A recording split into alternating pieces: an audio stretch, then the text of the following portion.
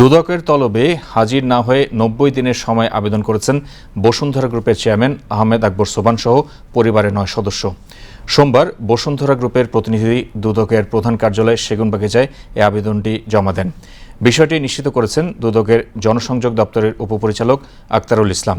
তিনি বলেন, দুদক চেয়ারম্যান আব্দুল মোমেনের কাছে পাঠানো এই আবেদনে তারা ৯০ দিন সময় চেয়েছেন বলে জানা গেছে। চিঠিতে শারীরিক অসুস্থতা ও বসুন্ধরা গ্রুপের যাবতীয় হিসাবে সময় প্রয়োজন বলে উল্লেখ করা হয়েছে। এর আগে অর্থ পাচার, জমি দখল, রাজস্ব ফাঁকি সহ বিভিন্ন অভিযোগে বসুন্ধরা গ্রুপের চেয়ারম্যান ও তার পরিবারের সদস্যদের তলব করে চিঠি দেয় দুর্নীতি দমন কমিশন। সেই চিঠিতে বসুন্ধরা গ্রুপের চেয়ারম্যান আহমেদ আকবর সোবহান, তার স্ত্রী আফরোজা বেগম, ছেলে সাদাত সোবহান, ছেলে স্ত্রী সোনিয়া ফেরদৌস সোবহানকে ২৫শে মে এবং সায়েম সোবহান আনভীর, তার স্ত্রী সাবরিনা সোবহান, সাফিয়াত সোবহান, সাফওয়ান সোবহান এবং ইয়াশা সোবহানকে ২৬শে মে দুদকে হাজির হতে বলা হয়েছিল।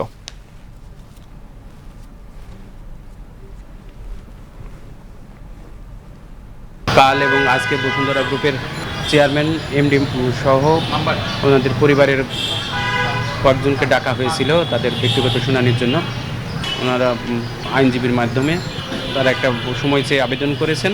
তারা ৯০ দিনের সময় চেয়েছেন। এখন আবেদনের প্রেক্ষিতে তদন্তকারী অনুসন্ধানকারী টিম এবং তার তদারক কর্মকর্তা আলোচনার প্রেক্ষিতে পরবর্তী সিদ্ধান্ত নেবেন।